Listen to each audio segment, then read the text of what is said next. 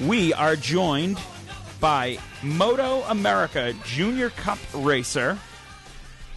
Ran at Road Atlanta this week, where he scored the pole and a podium finish. We are joined by Maryland's own Ryan Wolfe. Ryan, welcome to the show. How are you tonight? I'm doing good. How are you? Excellent. So, of course, we're going to get into the weekend that was Road Atlanta. You had a pretty good, solid weekend there, but jump right into things because you're our first motorcycle rider, essentially, here on the show. First off, how did you catch the racing bug? Really young. I can't remember the first, I think it was NASCAR, actually, that started the racing bug.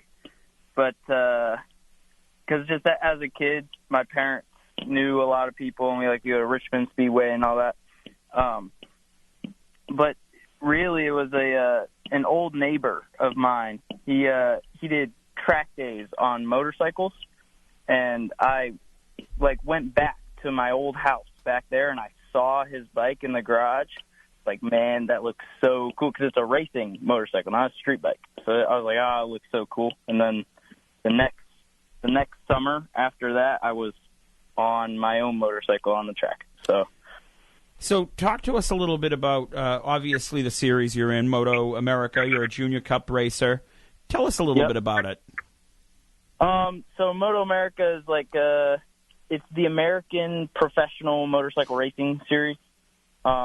It's really fun. There's a lot of rules that come with it, but it's just seriously the schedule is a little bit different. I think than NASCAR. We get 3 days to ride, pretty much, where it's the first day is you get a free practice session, and then you get one qualifying session, which is in the afternoon, and then you wake up the next morning. And then early in the morning for me as a Junior Cup rider is the second qualifying session. So it's they call it Qual 1 and Qual 2, but technically they're both the same. They just take the fastest time from both. If I had a fast time in Q1, then they take that time and not use my Q2 time, which is pretty cool. But then in the afternoon which is normally Saturday, in the afternoon of that day, we have race 1, and then after that, you party a little bit, and then wake up super duper early in the morning,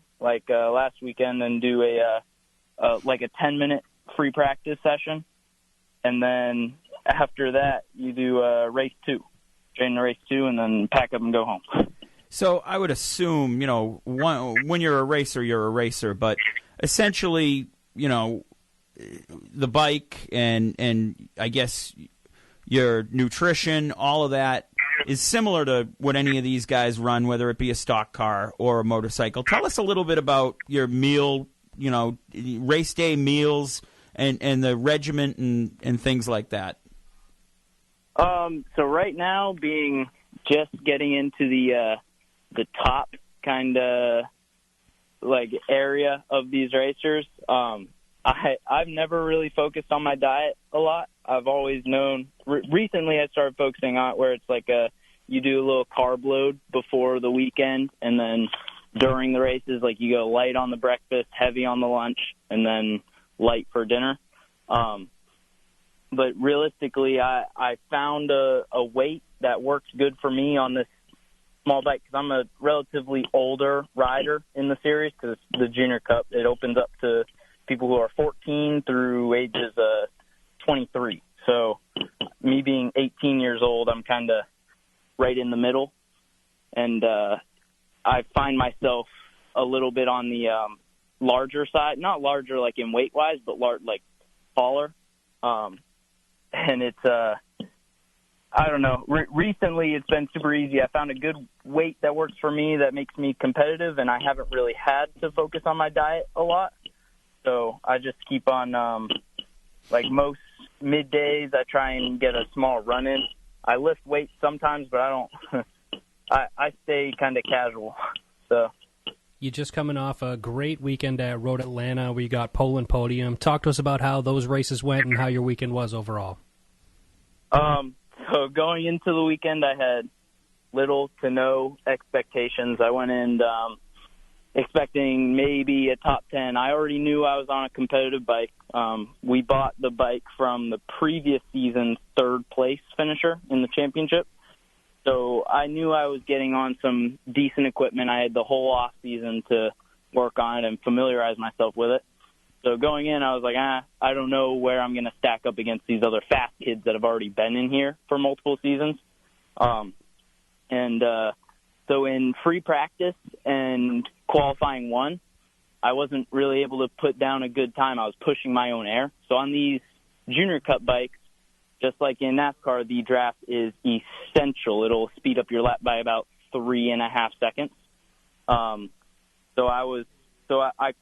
put myself in sixth position, I think, sixth or seventh after Q1, but that was pushing my own air the whole time. So, everybody else was telling me, hey, dude, like, nobody knows that. Everybody thinks you got a draft. So going into Q2, I made it a point to try and find a draft and get behind some fast people that wouldn't slow me down. And I did just that and came in and put it on pole. I didn't even realize I put it on pole. I was one of the only people to get into the 1 minute 42s. So a fast time normally there, pushing your own air is like a 44, a 1 minute 44. And I was able to get into the 42s and I was able to secure pole by 0.07 seconds, which was pretty cool. And then that was my first time ever sitting in the front row at a race. The most I had ever made it up to in qualifying was E14, which is like row 5, I think. And so it was cool to be up front, but it was kind of intimidating to be the front. So I always started the races a little bit slow. I still haven't gotten down the launches on that bike. So the launch is super important, I guess, in these races where the bike's kind of slow. So the faster you can get off the line, you don't get swallowed up in all the traffic. And I wasn't really in race 1. I did a huge wheelie off the start, and that put me back into like 5th position, which was fine though, because coming onto there's a super long straight at Road Atlanta, and coming onto the straight, you kind of want to be like from 2nd to 4th position, so you can just draft past whoever's in front of you. And so I was able to put myself in a situation like that on the second to last lap where I got bunched up and moved back down to 7th place on the second to last lap. Then we passed, and I made moves on 2 people in the last lap. And then I was able to set up a good slingshot move to put myself in first, coming into the last set of turns on the last lap. And then I got block passed on the last turn, and it put me down in second. But I was still I was ecstatic at that result going into the weekend, not even expecting to be on the front row. And I had my first MotoAmerica podium. It was crazy. And then race 2 was not much better. Unfortunately, we had some good storms. So it was raining all of Sunday during race 2. And what was even better was it was raining for morning practice. Remember how I told you it was like a 10-minute morning practice the day of race 2? Yep.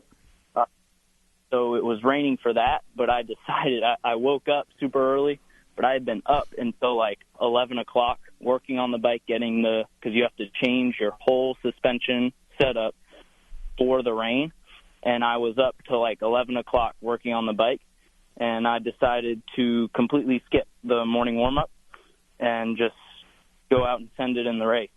And it kind of worked for me, but I was hoping on the warm-up lap. So how it works is you line up at the pit exit, then you go out and you grid up. So you're at your grid spot after one slow lap, and then you get a green flag, which is your warm-up lap or your formation lap, both kind of the same thing. And then once you're in your spot after the formation lap, the lights turn on, and then the light goes off, and then you go race. So I was hoping to get familiar with the track in the rain on that bike pretty fast, but I wasn't able to. I just got stuck behind some people who wanted to chill in the rain, which is, that's perfectly fine, but I didn't have any practice. So it kind of sucked because I got back after the grid lap where the lights go on, you race, and I still hadn't really learned how to push in the rain on that bike just yet. Cool. And it took me like 4 or 5 laps. I went back to like 7th place again, but in the rain it's kind of harder to draft because you can't see anything. But I was back to 7th place for like 4 or 5 laps, and then I finally figured out where I was fast in the wet and where I really wanted to hold back, and I was able to set myself up pretty good for another. It was going to be a 3rd place finish, but me and this kid named Logan, who we were battling like the whole race for third or 2nd position, and he happened to crash right in front of me on the last lap in one of the last turns again, and I was able to secure a 2nd spot for the 2nd time during the weekend, which was awesome. Ryan, tell us about your crew that you bring with you. Because is it your family or your dad or what's going on there?